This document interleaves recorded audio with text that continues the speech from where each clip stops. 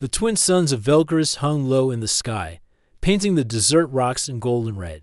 Dry wind blew across the ancient ruins, carrying the taste of sand and forgotten stories. Reuben adjusted his scarf, shielding his face as he walked toward a broken stone archway. He had been following the strange energy signal for 2 days. Now, it was leading him here, an old temple buried under time and silence. He didn't expect to find anyone alive. Reuben stepped carefully over cracked tiles, his boots crunching softly. The air inside the temple was cooler, but heavy, like it was holding its breath. Pillars lined the hall, carved with strange alien symbols. A soft humming noise filled the space, faint but steady. It was coming from deeper within. He followed it. A sudden sound made him stop. Metal sliding. A soft footstep. Someone else was here. Reuben crouched and moved behind one of the pillars. Heart steady, he reached for the tool on his belt, not a weapon. Just a scanner, but something told him this moment needed silence, not movement. Then he saw her. She stood in the center of the hall, near a glowing sphere that floated above a platform. She wore silver and black armor, slim and sharp, with markings of the Arathi Empire, one of humanity's greatest enemies. Her dark violet eyes were calm, but cold. Her long white hair was tied back. She looked like royalty. Next to her stood a tall figure dressed in black robes, an assassin. His hand rested on the hilt of a blade that shimmered in the air, almost invisible. His eyes scanned the room. Man stopped on Reuben. In one smooth motion. The assassin stepped forward and drew his weapon. Reuben stood still. The assassin was fast, already halfway across the hall. Reuben didn't move.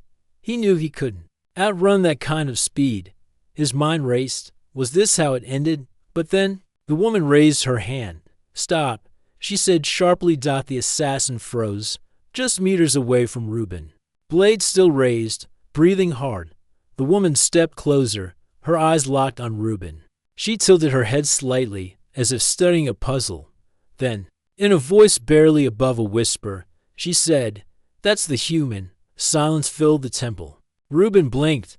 He didn't understand. "That's the human." What did she mean? The assassin lowered his blade, but did not sheath it. His eyes narrowed with confusion, but he obeyed.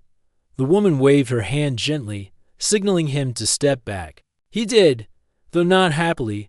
She took a step toward Reuben. "You are called Reuben," she said. He nodded slowly, still cautious. "Yes. Who are you?"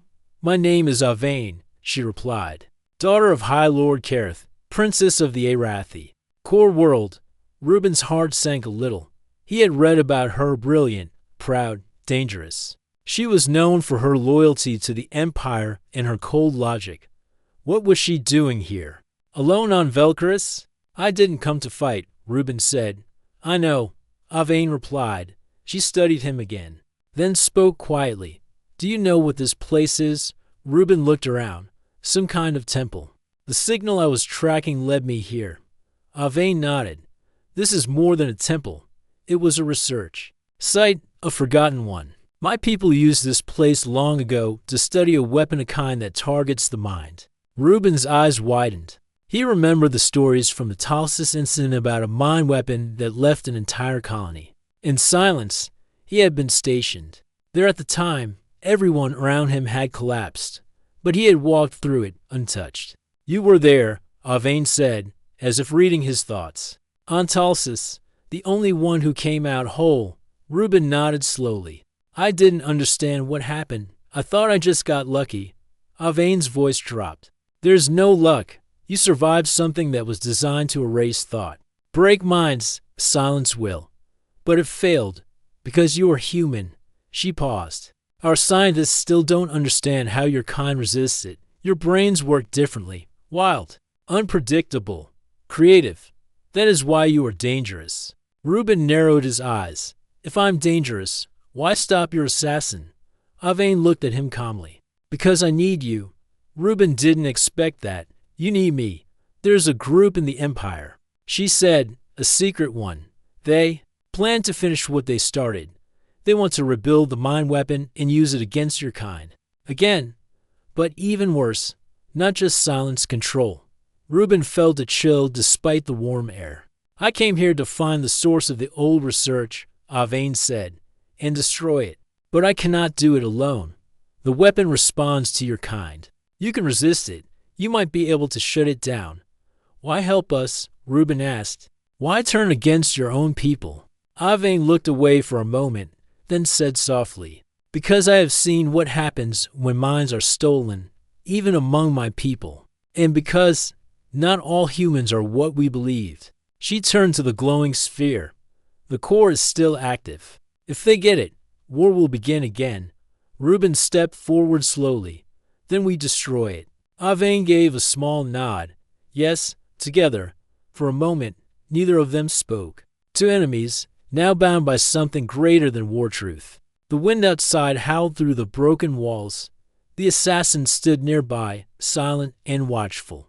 But Avane did not give him the signal to attack again, because she had seen the human, and everything was about to change.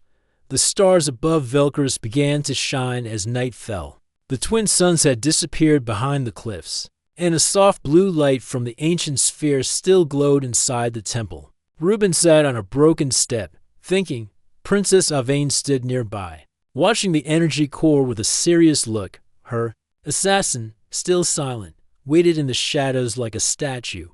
After everything that happened, Reuben still found it hard to believe. He had come to this place looking for strange signals and instead found an alien princess, asking for help, not as a prisoner, not as a test subject, but as an ally. Reuben finally spoke. So, you believe I'm the only one who can stop that thing? Avane nodded slowly. Yes, the mind core reacts strongly to your kind, but it cannot control you. That makes you important and dangerous to those who want power. In this group, the one inside your empire, they want to use it. They already are, Avane said. Small tests, silent trials, but soon they plan something larger. They think if they control the minds of your leaders, they can win without war. Reuben shook his head. Mind control. That's not winning. That's slavery. I agree, Avane replied. That's why I am here. I'm going to stop them. But I need help. I need you. Reuben stood up and walked toward the floating sphere. It gave off a strange warmth, not just physical but something deeper. Like a voice at the edge of his mind, he could feel it trying to push into his thoughts. But it's cold and single quotes t. He turned to Avane. You're right. It can't touch me. I don't know why, but it can't. Avane looked relieved. Then we have a chance. Reuben rubbed the back of his neck. So what's the plan? Avane stepped forward and pulled out a small map device from her belt. A clear image appeared in the air, a layout of a hidden lab. Deep underground, it was marked with Arathi symbols. But she had translated it into Earth's standard for Reuben's understanding. This is Site 9, she said. One of the last research centers working on the Mind Core. It's hidden inside the caves of Drelmar, beneath the surface. My cousin Volok controls it now. Volok, Reuben asked. He's part of this secret group, more than part. She said. He leads it. Reuben studied the map. How deep is it? Nearly 5 levels down. Guarded. Traps everywhere. But I know the path in. I was trained there long ago. You were trained to build these weapons? Avane looked down. Yes, when I was younger, I believed in it. I thought we were building something to protect the Empire. But later, I saw what it really did. She looked up again, her voice strong. I swore I would never let it be used again. Reuben gave a small nod. All right, I'll go with you. Avane raised one eyebrow. Just like that, you pulled your assassin back instead of killing me. That tells me you want peace. That's enough for now. The assassin finally spoke for the first time, his voice cold. He still may be lying. Reuben smiled slightly. You can keep watching me, but I'm not your enemy. Avane gave the assassin a sharp glance. Enough, Sorik. You follow my orders. Sorik stepped back again, quiet. Reuben folded his arms. So when do we move? Tomorrow night, Avane said. We'll travel by crawler. I have one hidden nearby. We enter the caves before the sun rises. Less patrols then. Reuben nodded. Got it. Avane turned off the map. Rest now. You'll need your strength. That night, Reuben lay on a soft mat inside a small room behind the temple. He stared at the ceiling, thinking about everything: the war, the silence on Talsis, the way people had looked at him afterward, like he was strange, a survivor, yes, but different. Even among his own people, he didn't quite fit. Now he knew why. The Arathi couldn't understand humans. Their minds were wild, full of emotion, memory, and imagination. That same chaos made Reuben strong against their weapon. And now, that strength might save both sides. Just before dawn, the three of them left the temple and crossed the desert in a low black crawler. It hovered just above the ground, quiet and fast. Avane drove while Reuben watched the rocky horizon. Sork stayed in the back, eyes always on Reuben. They reached the base of the cliffs by sunrise. A narrow path led to a cave entrance hidden behind large boulders. Avane led the way, pressing a switch that revealed a hidden door in the rock. It slid open with a soft hum. Inside, the cave was cool and dark. Small lights lit their path as they moved deeper underground. Valak's guards will not expect us this early, Avane whispered. We moved fast. They passed old tunnels, broken doors, and forgotten machines. Strange carvings marked the wall, symbols from a time when this place was a secret factory for mind weapons. As they reached the second level, Avane stopped suddenly. What is it? Reuben asked. Motion sensors, she said. They weren't here before. He's increased security. She knelt and pulled out a small tool, disabling the sensors quietly. Reuben watched her work. She moved with skill and precision, clearly trained. They continued deeper. Finally, they reached a large metal door. Beyond it, Avane said, was the lab where the new weapon was being built. But before they could open it, a sharp alarm sounded through the halls. Sork cursed under his breath. They know we're here. Avane's eyes narrowed. No turning back now. Reuben stepped forward. Then let's go. The alarm echoed through the underground tunnels. Red lights flashed along the walls. The sound was not loud, but sharp and cold, like a warning made for the mind more than the ears. Reuben stood straight, heart steady. Behind him, Avane quickly closed her toolkit and pulled her weapon from her side, an energy blade that hummed to life with a soft buzz. Sork, already moving, took a position near the tunnel corner, scanning for enemy movement. They'll come fast, Avane said, her voice calm but alert. We need to reach the main lab before they lock it down. Reuben nodded. Lead the way. Avane tapped the panel on the side of the big metal door. It slid open, revealing a dark hallway that led deeper into the research center. As they entered, Reuben noticed the change in the air. It was colder here, and the walls looked newer, more polished. This part of the facility was still active. They moved quickly through the hall.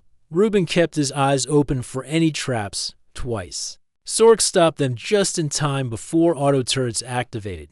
The assassin moved with quiet skill, disabling each threat with precision. Soon, they reached a control room with large glass windows. Below them was the heart of the lab. Reuben stepped forward and looked down. The room below was massive. At the center stood a new mine core larger than the one in the temple.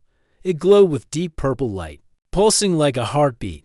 Around it, alien scientists moved in silence, working on machines and controls.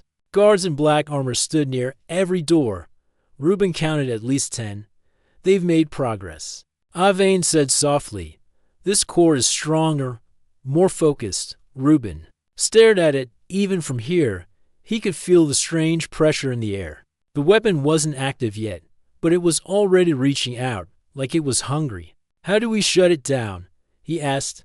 Avane pointed to a small tower of machines beside the core. That's the signal driver. It controls the core's range and target. If we overload it, the system will collapse. Reuben nodded. I'll go down. Sork turned toward him sharply. No, it's too dangerous.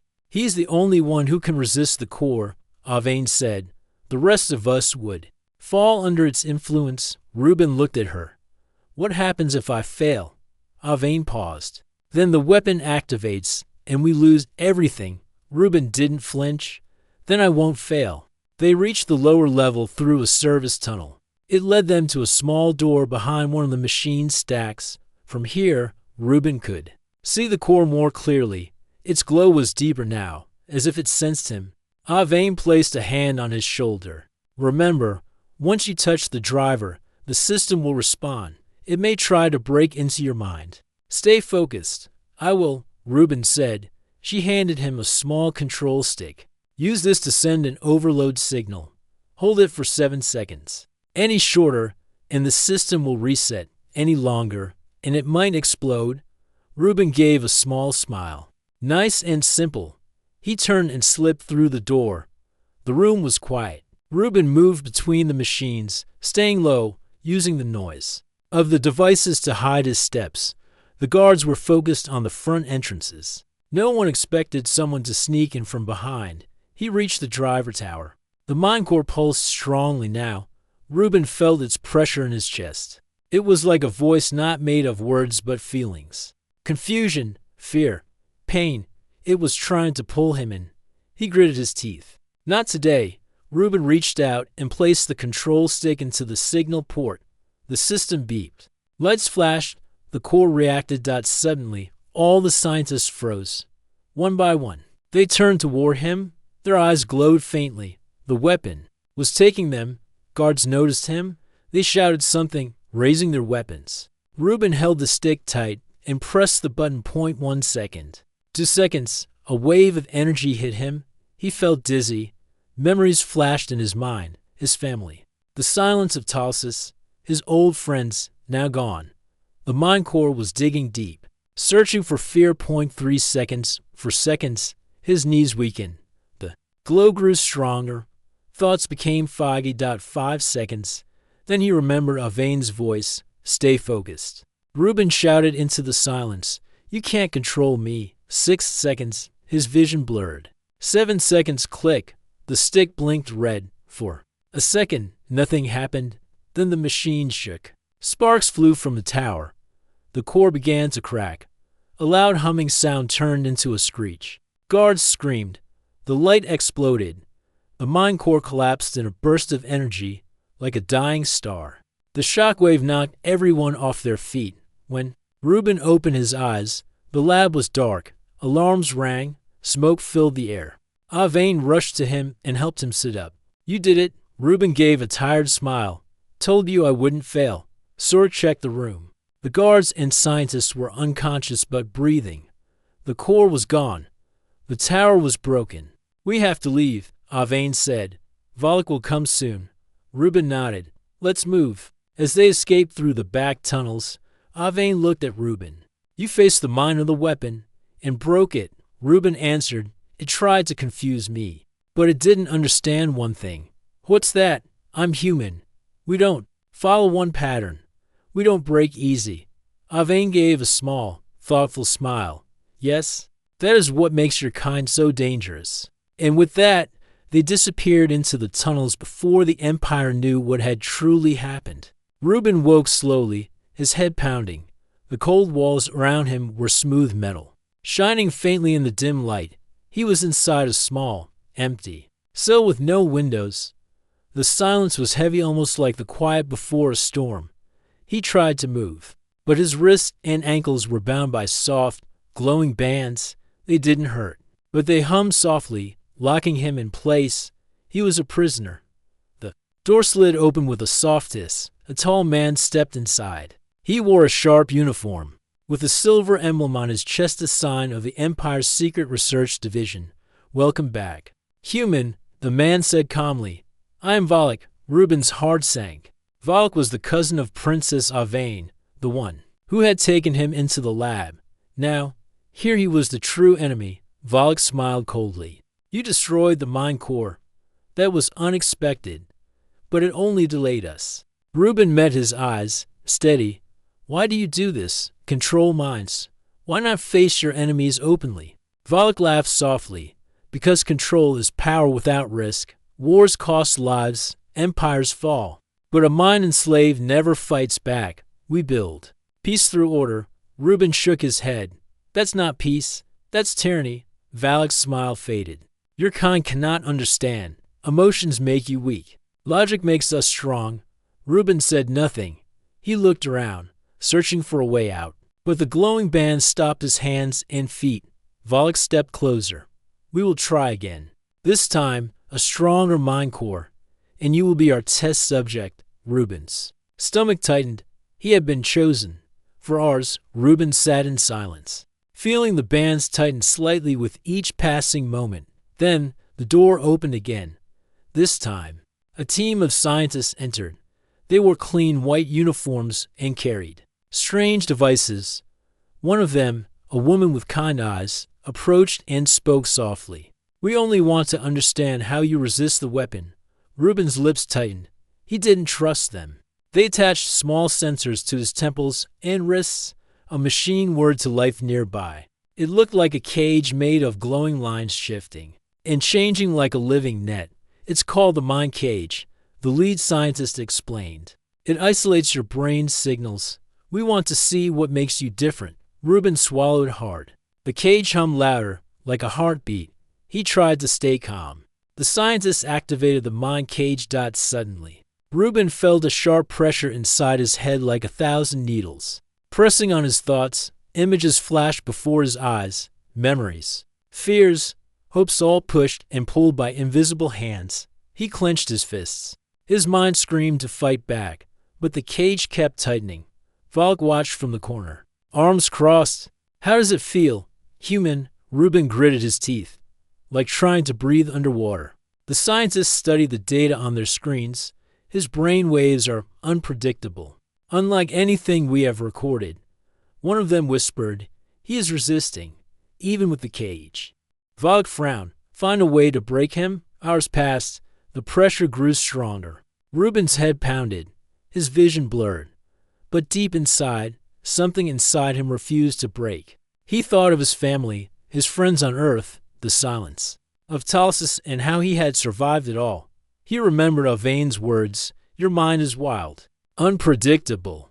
That wildness was his strength. Reuben focused on a simple memory, a song his mother used to sing. Soft and steady, the melody brought peace inside the chaos. He hummed quietly in his mind. The mind cage reacted. The glowing lines flickered and weakened. The scientist gasped. What is he doing? Volok growled. Stop him. The cage pulsed violently, then cracked. Reuben felt the pressure ease. Suddenly, the cage shattered like glass. The glowing lines disappeared. Reuben collapsed on the floor, gasping for breath. Volok rushed forward. Impossible. The lead scientist stared at the data, eyes wide. His brain waves. They are different, chaotic, but strong. He is not like us. Reuben looked up slowly. You thought you could control me, but you forgot one thing. Volok sneered. What? Reuben smiled faintly. Humans don't break. We adapt. The door opened again. Avain rushed in, her eyes wide with relief. Reuben, she said. I came as soon as I could. Reuben tried to stand, but his legs were weak. Avain touched the glowing bands. They deactivated instantly. She helped him up. We don't have much time. Volok will send guards soon. Reuben nodded.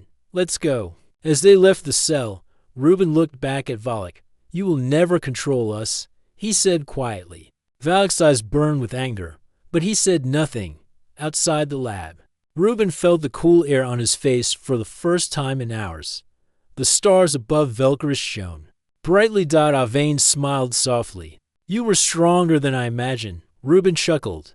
I told you, humans don't break. She nodded. Now we have to stop Volok before he uses the mind core again. Reuben's eyes burned with determination. Then let's finish this. The corridors of the underground lab were filled with the harsh sound of footsteps. Guards were pouring in, alerted by the alarms from earlier. Reuben, still weak but determined, followed closely behind Avain as they moved swiftly through the maze of metal halls. Where are we going? Reuben asked, breathing hard. To the surface. Avain replied without looking back. There's an old service exit near the eastern wall. It should be lightly guarded. Sorik, the silent assassin, brought up the rear, his eyes scanning every shadow. They turned corners quickly, using side passages that only Avain knew. The walls were cold and smooth, and the faint hum of the broken mine core still echoed in them. Distance behind them. Suddenly, a voice crackled over the comlink on Avain's belt. It was sharp. Commanding. Avain, report. What is your status? Avain hesitated for a moment before replying. We have the target. Moving to extraction point. The voice was tense. Valk orders you to bring the human back alive. Do not fail. Avain's face hardened. Understood. Reuben glanced at her, concern growing. Is Valk coming after? U.S. She nodded. Yes, and he will do anything to get you. They hurried on. As they neared the service exit, Reuben's thoughts raced. The fight was not over. If Valk wanted him alive, it meant he had plans worse than the mine core. Something darker. They reached a large metal door with a keypad scanner. Avain stepped forward and pressed a series of buttons. The door hissed open. Outside, a narrow tunnel led upward. They climbed the steep stairs, one after another, until sunlight broke through a crack above. Reuben gasped, breathing fresh air for the first time in hours. At the top, they emerged onto a rocky ridge overlooking the desert below. Avain turned to Reuben. We're almost safe. A crawler is waiting about 2 miles from here. Reuben scanned the horizon, noticing movement in the distance. Several figures riding fast hoverbikes. Enemies? He asked. Valk's guards, Avain said. They'll try to cut us off. Reuben clenched his fists. Then we'll have to run. They started moving down the ridge, careful but fast. The desert wind whipped around them, carrying dust and heat. Suddenly, a sharp whistle cut through the air. From behind a rock, a group of armed riders appeared, blocking their path. Reuben took a step forward, ready to fight. But Avain raised her hand. Wait. She stepped out and spoke calmly. Let me handle this. The leader of the riders, a tall man with scars across his face, rode forward. You're not getting far, Avain, he said. Valk wants the human alive. Hand him over. And you can keep your head. Avain looked him in the eye. You know, I won't betray him. The man laughed harshly. Then you're a fool. Reuben watched as Avain's shoulders squared. The tension was thick, like a rope ready to snap. Suddenly, from behind the riders, a shout came. Wait, stop. Avain turned, surprised. A tall woman stepped forward, wearing the same armor as Avain, but with the symbol of a higher rank. She was elegant and cold. It's me, the woman said. Your mother. Avain's face went pale. Reuben blinked, confused. The woman looked at Reuben, then back at Avain. You know this human? She asked. Avain hesitated, then nodded slowly. The riders lowered their weapons. Avain's mother continued, her voice sharp. Valk told me to bring him here. But I think he is not just a tool. Reuben stepped forward. I'm not a tool. I'm a man. The mother's eyes softened slightly. You survived the mine core. You changed everything. But the Empire is broken. You don't belong to either side. Avain looked at her mother. Torn. Reuben realized the truth, even inside the Empire. There were those who feared Valk's growing power. Suddenly, the sound of engines roared behind them. Valk and his guards had arrived. The riders raised their weapons. Again, Avain's mother stepped in front of Reuben. You will have to decide, she said. Fight with me, or be taken by Valk. Reuben looked at Avain. What do you want to do? Avain took a deep breath. Then she stepped forward. I fight with you, she said to her mother. Reuben smiled. Good choice. The battle began. Energy blasts lit the sky. The riders clashed with Valk's guards in a fierce fight. Reuben moved with surprising speed, dodging and weaving through the chaos. He used his strength and quick mind to disable two attackers with swift strikes.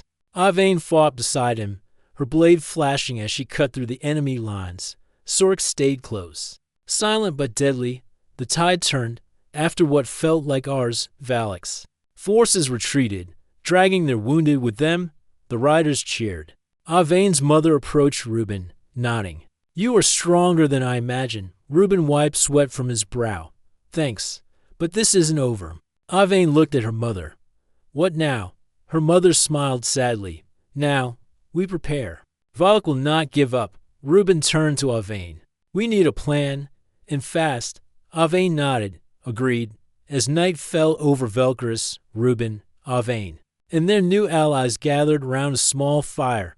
Reuben looked up at the stars and said quietly, "Whatever happens, humans don't give up." Avane smiled. "No, we don't," and together they made a silent promise to stop Valak, no matter the cost. The sky above the Arathi capital was a deep purple, studded with bright stars. From the palace balcony, Empress Avane looked out. Over her people, the city's lights sparkled like jewels in the night, and the hum of life filled the air. Beside her stood Reuben, a human far from Earth but now a legend across the stars. He had changed everything. Just weeks ago, the Empire was on the edge of a dark new war. Valak's mind weapon had nearly destroyed whole colonies. But thanks to Reuben's courage and Avane's choice to stand against her own family, peace had returned. The halls behind them were filled with advisors and guards, but Avane's focus was clear. "Reuben," she said softly, "you saved us all. You could have stayed hidden, but you didn't." Reuben smiled, looking out at the city below. "I didn't want to fight a war. I wanted to live in peace. But sometimes, you have to stand up for what's right." Avane nodded. "That is why I made you part of my council." Reuben shook his head with a small laugh. "I'm no politician." "You're more than that," Avane said. "You're a symbol. Proof that humans are stronger than anyone thought." In the days after Valak's arrest, the Empire had begun to change. Old rivalries softened. Leaders looked to the future instead of past grudges. Reuben's story spread not as a warrior, but as a bridge between two worlds. Still, not everyone agreed. In the capital's shadows, whispers grew. Some believed humans were too unpredictable. Others feared Reuben's influence over Avane. But Reuben did not care. He knew that true strength came not from control, but from freedom and trust. One evening, Reuben walked through the palace gardens. The soft scent of alien flowers filled the air. A young girl, no more than 7, watched him from behind a tree. Her eyes were wide with wonder. She stepped forward and tugged her mother's sleeve. "Look, mother, that's the human." The woman smiled kindly. "Yes, child, that is the human who changed everything." Reuben knelt and smiled at the girl. "Hello." The girl's face lit up. "Hello." It was a simple moment, but it meant everything. Later, Reuben sat with Avane in the council chamber. They reviewed plans for rebuilding colonies damaged by the mind weapon. The work was slow but hopeful. "Do you ever miss Earth?" Avane asked. Reuben paused. "Sometimes. But this place, these people, they become my home." Avane smiled. "And you've given them hope." Reuben looked at her. "You gave me a chance when no one else would." She took his hand. "That's what friends do." As months passed, Reuben's legend grew. Tales of the human who resisted the Mind Core spread beyond the Empire to distant star systems. He became a symbol of human spirits, unpredictable, creative, and unbreakable. But Reuben never forgot the quiet desert temple where it all began. One night, under the twin moons of Velkaris, Reuben stood alone on the rocky ridge. The wind was cool and soft. He looked up at the stars and thought of home. A soft voice came behind him. "You changed the game," Avane said, joining him. Reuben smiled. "We changed the game."